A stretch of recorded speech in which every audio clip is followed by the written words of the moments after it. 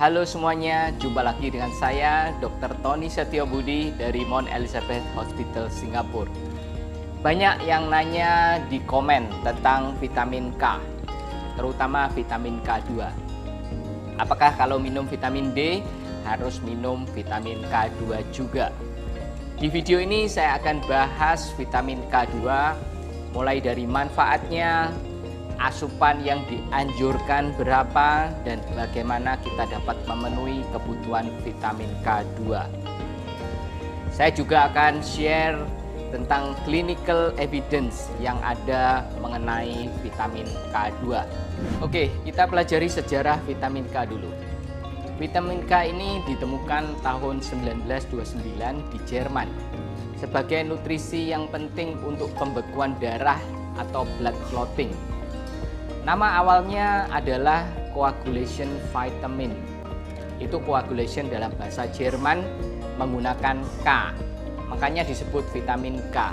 Coagulation artinya adalah pembekuan darah. Jika kita terluka dan berdarah, vitamin K inilah yang membantu menghentikan pendarahan itu. Kalau seseorang mengalami defisiensi vitamin K, maka pendarahan akan lebih lama untuk berhenti. Itulah kegunaan vitamin K yang pertama. Pembekuan darah ini berbeda dengan pembekuan darah yang tidak normal akibat komplikasi COVID-19 atau komplikasi vaksin AstraZeneca yang sebenarnya dapat menimbulkan masalah. Tapi pembekuan darah oleh vitamin K adalah proses normal di dalam tubuh kita. Dalam beberapa dekade terakhir, vitamin K dipercaya punya manfaat yang jauh lebih banyak, bukan hanya sekedar untuk pembekuan darah. Nanti saya akan bahas lebih detail tentang manfaat ini. Tapi kita lihat dulu apa beda vitamin K1 dan K2. Vitamin K ini dibagi menjadi dua, vitamin K1 yang nama lainnya adalah phylloquinone dan vitamin K2 menaquinone. Yang membedakan antara vitamin K1 dan K2 adalah double bond yang kita lihat di sini. Vitamin K1 tidak punya double bond, sedangkan vitamin K2 punya double bond. Vitamin K2 sendiri juga dibagi lagi bermacam-macam tergantung dari panjang ekor atau side chain dari vitamin K. Tapi yang paling dominan di dalam tubuh kita adalah MK4 dan MK7. Angka 4 dan 7 adalah jumlah isoprene units pada ekor vitamin K. Vitamin K1 didapatkan dari sayuran hijau. MK4 didapatkan dari ayam dan telur, sedangkan MK7 didapatkan dari fermentasi makanan seperti natto atau Japanese fermented soybeans. Vitamin K2 juga diproduksi oleh bakteri di usus kita. Bakteri ini adalah normal flora di usus atau juga dikenal sebagai bakteri yang berguna, bukan bakteri yang menyebabkan penyakit. Sekarang, apakah peran vitamin K2 pada kesehatan tulang dan pembuluh darah? Banyak penelitian menunjukkan bahwa vitamin K2 punya manfaat berbeda dari vitamin K1. Kalau K1 berguna untuk proses pembekuan darah, vitamin K2 ini dipercaya dapat mengarahkan kalsium ke tempat yang semestinya, yaitu di tulang dan bukan di jaringan lunak seperti pembuluh darah.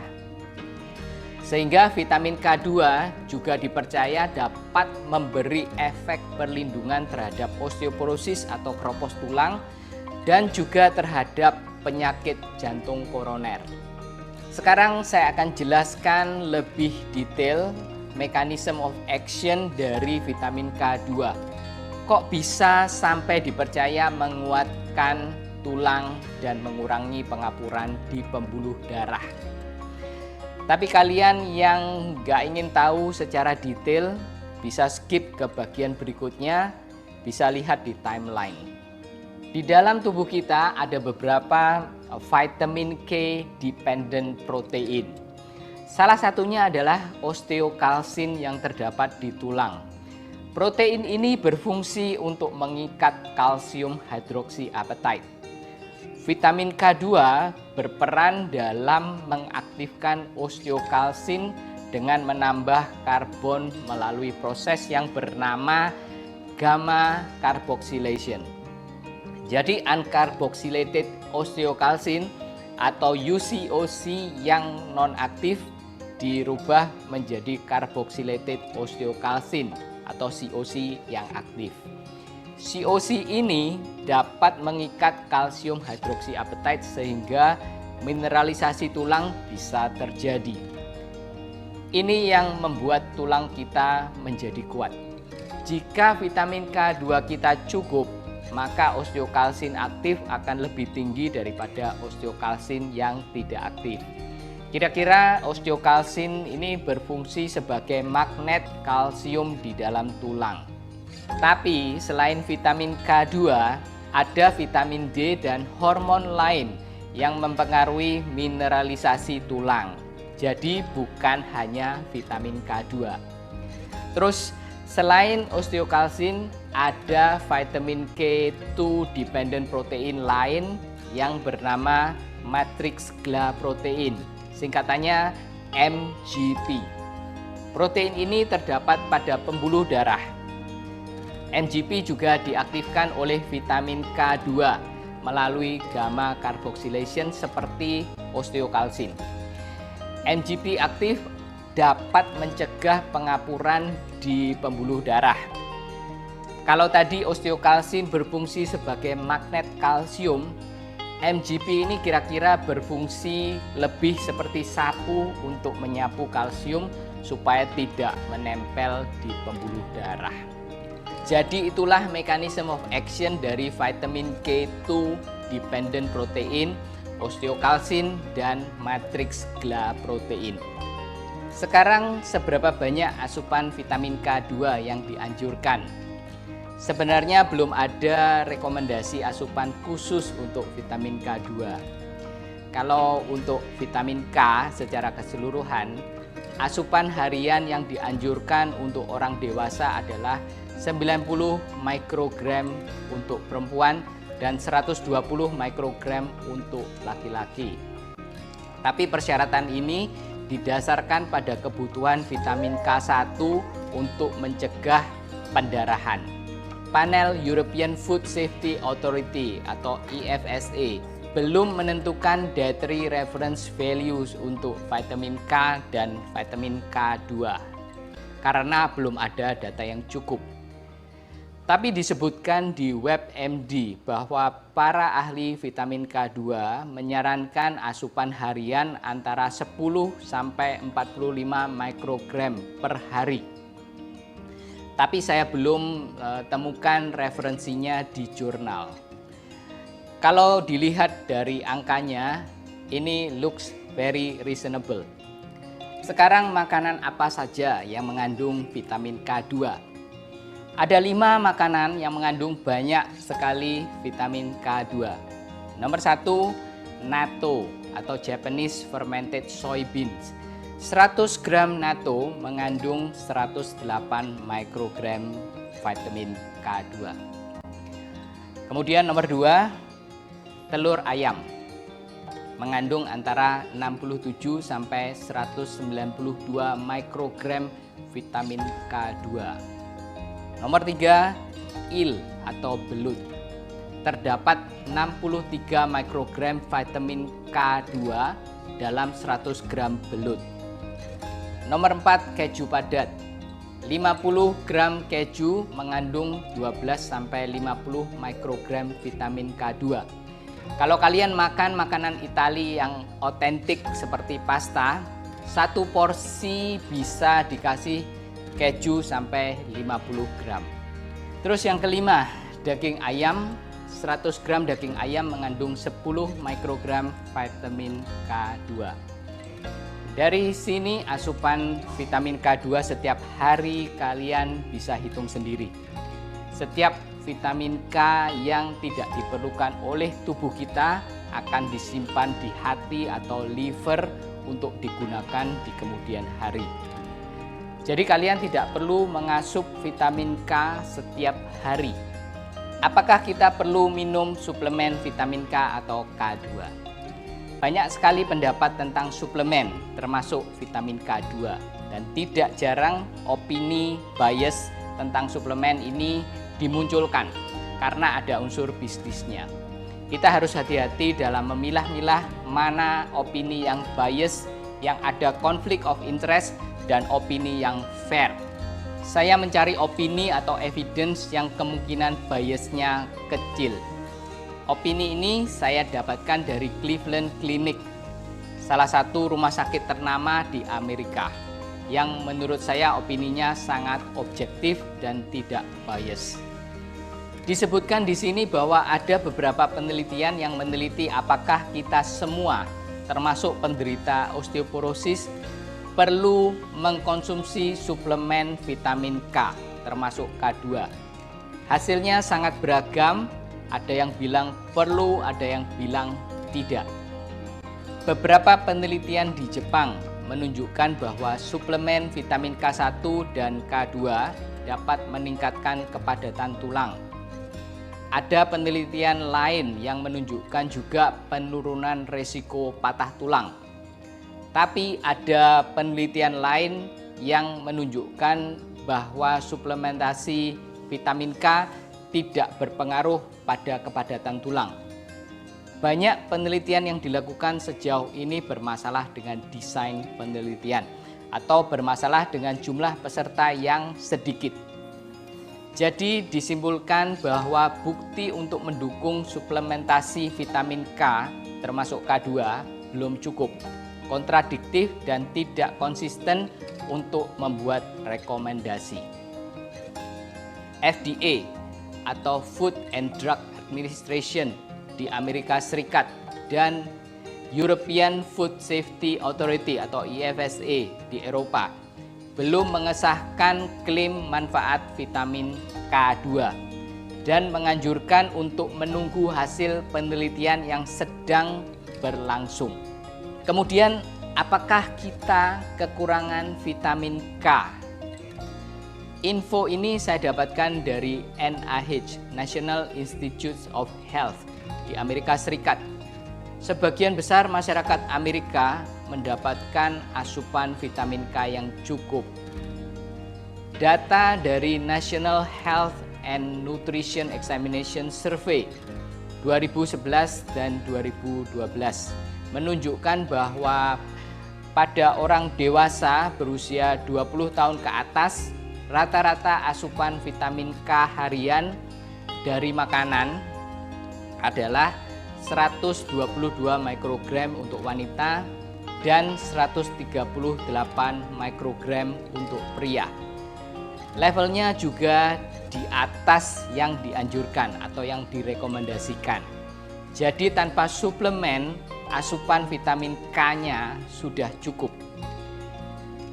Kalau ditambah suplemen, kalau suplemen ini diperhitungkan, rata-rata asupan vitamin K harian meningkat menjadi 164 mikrogram untuk wanita dan 182 mikrogram untuk pria. Sudah lebih dari cukup. Sekali lagi, tanpa suplemen, asupan vitamin K-nya sudah cukup. Ini adalah data dari Amerika. Sekarang pertanyaannya, apakah data ini bisa dipakai untuk orang Indonesia, Singapura, atau orang Asia? Kalau kalian makan makanan yang bergizi, saya rasa asupan vitamin K-nya nggak jauh berbeda dengan apa yang dilaporkan di Amerika. Terus jangan lupa ada lagi tambahan vitamin K2 yang diproduksi oleh bakteri di usus kita. Ini belum diperhitungkan. Kemudian NHS atau National Health Service di Inggris berpendapat bahwa kita semua bisa mendapatkan kebutuhan vitamin K dari makanan yang bergizi dan seimbang tanpa suplemen. Ya, ini adalah pendapat dari NHS. Mari kita lihat evidence dari vitamin K2. Ada beberapa studi di Cochrane Library tentang vitamin K dan vitamin K2. Perlu saya jelaskan di sini bahwa Cochrane meneliti semua evidence yang ada, termasuk RCT atau Randomized Control Trial, dan menyimpulkan secara keseluruhan dalam bentuk systematic review atau meta-analisis. Ini termasuk evidence kelas 1 dan bahkan lebih tinggi daripada RCT atau Randomized Control Trials, karena meta-analisis ini meneliti semua RCT yang ada. Jadi meta-analisis ini levelnya adalah level 1 tapi yang paling tinggi.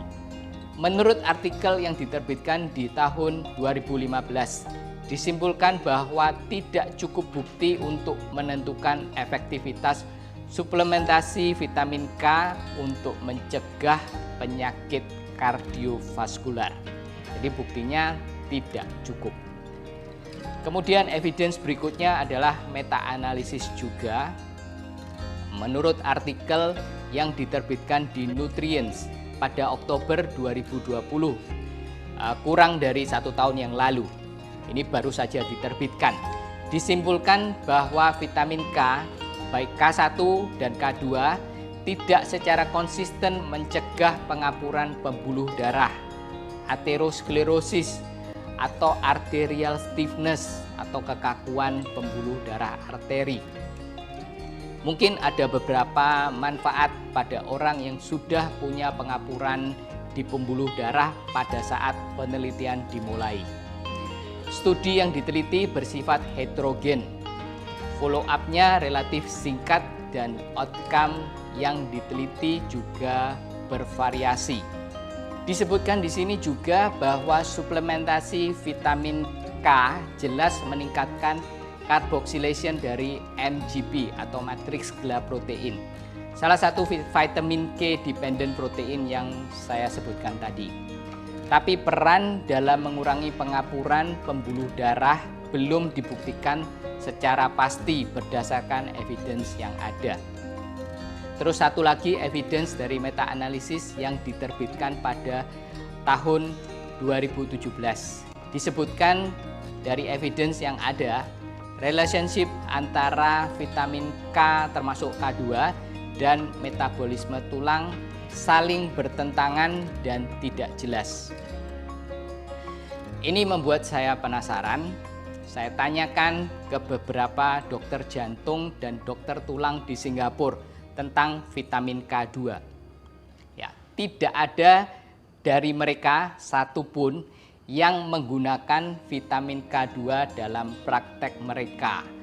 Karena belum ada clinical evidence yang jelas tentang manfaatnya, baik untuk jantung dan untuk tulang.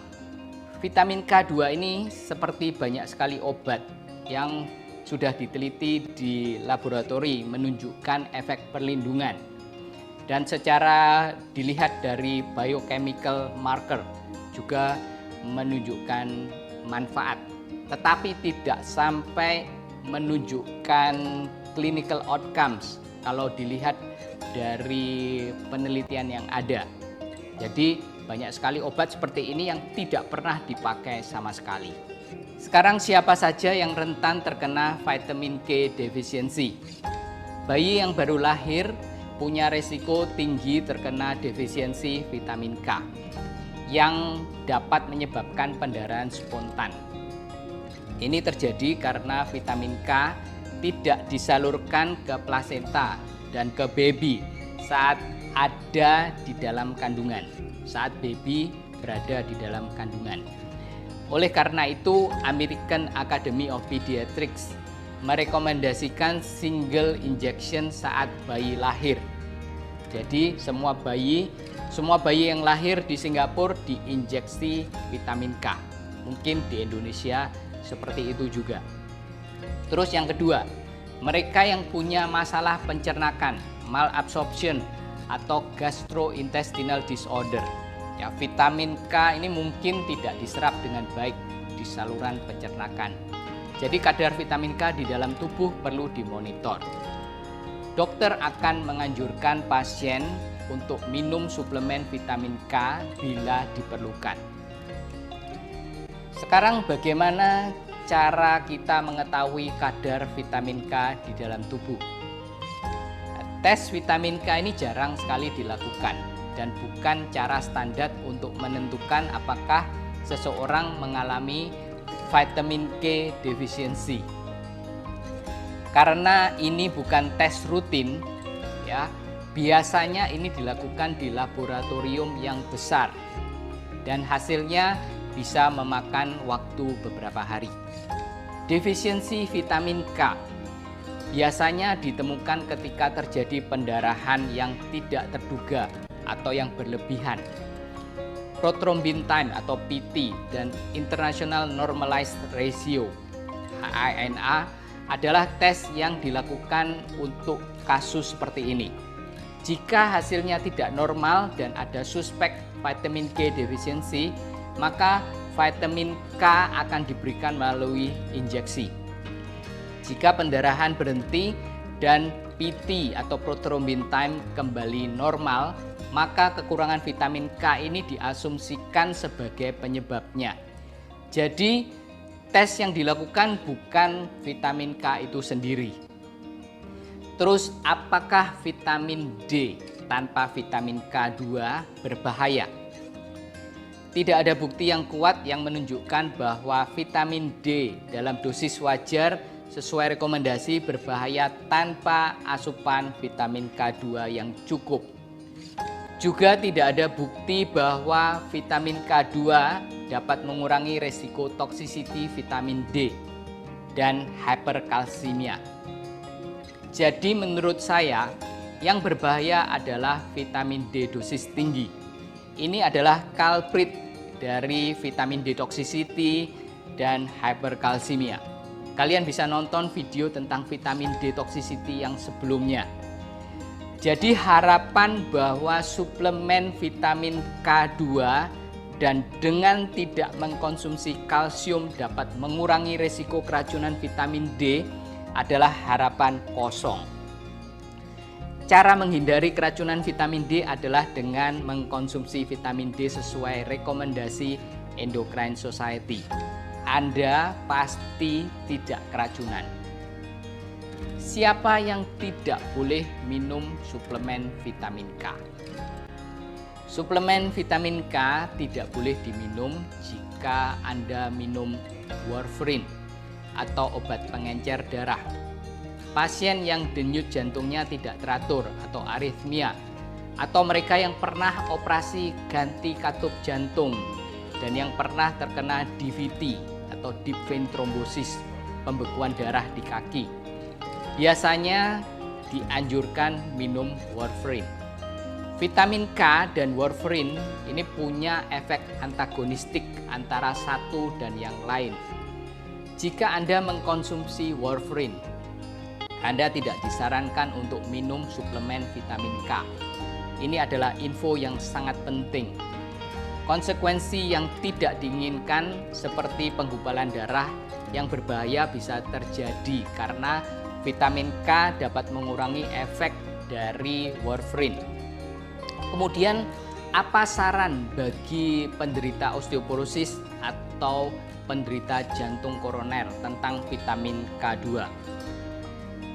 Vitamin bukanlah jalan pintas untuk kesehatan dan pencegahan penyakit kronis. Banyak orang berpikir mereka bisa makan apa saja yang diinginkan tanpa olahraga. Dengan minum vitamin yang banyak, mereka berharap tetap sehat. Ini adalah juga harapan yang kosong. Banyak cara hidup sehat yang memiliki bukti manfaat yang jauh lebih kuat seperti makan makanan yang bergizi, menjaga berat badan, dan mengurangi asupan lemak jenuh, trans fat, garam, dan gula. Jika Anda berisiko terkena osteoporosis, asupan kalsium dan vitamin D yang cukup sesuai anjuran akan jauh lebih bermanfaat daripada minum suplemen vitamin K2. Kalau Anda punya risiko penyakit jantung koroner, menjaga makanan seperti yang saya sebutkan tadi dan menjaga berat badan dan olahraga yang teratur akan lebih melindungi daripada berharap pada suplemen termasuk vitamin K2. Sekarang kesimpulannya apa? Nomor 1, vitamin K2 dipercaya dapat mengarahkan kalsium ke tempat yang semestinya, di tulang dan bukan di pembuluh darah. Tapi uji klinis belum menunjukkan bukti yang solid bahwa suplemen vitamin K2 dapat memberi efek perlindungan terhadap osteoporosis dan penyakit jantung koroner. Kemudian nomor 2, sebagian besar dari kita mendapatkan asupan vitamin K yang cukup, terutama yang gizinya terjamin. Jadi kita tidak perlu minum suplemen vitamin K termasuk K2. Yang nomor 3, mereka yang punya masalah dengan pencernaan, malabsorption, dan gastrointestinal problem beresiko terkena defisiensi vitamin K. Pasien ini harus mengikuti anjuran dokter apakah perlu minum suplemen vitamin K. Nomor 4, jika Anda minum vitamin D secara wajar dan levelnya di antara 40 sampai 60 nanogram per mililiter, Anda tidak perlu minum vitamin K2. Tidak ada bukti yang menunjukkan vitamin K2 bisa mengurangi resiko vitamin D toxicity atau hyperkalsemia. Minum vitamin D dosis tinggi dan berharap vitamin K2 dapat menyelamatkan seseorang dari keracunan adalah harapan kosong. Nomor 5, jangan minum vitamin K kalau Anda minum obat pengencer darah seperti warfarin. Ini dapat menimbulkan hal-hal yang tidak diinginkan seperti penggumpalan darah di jantung, paru, dan otak yang bisa berakibat fatal. Semoga informasi ini berguna bagi kalian semuanya.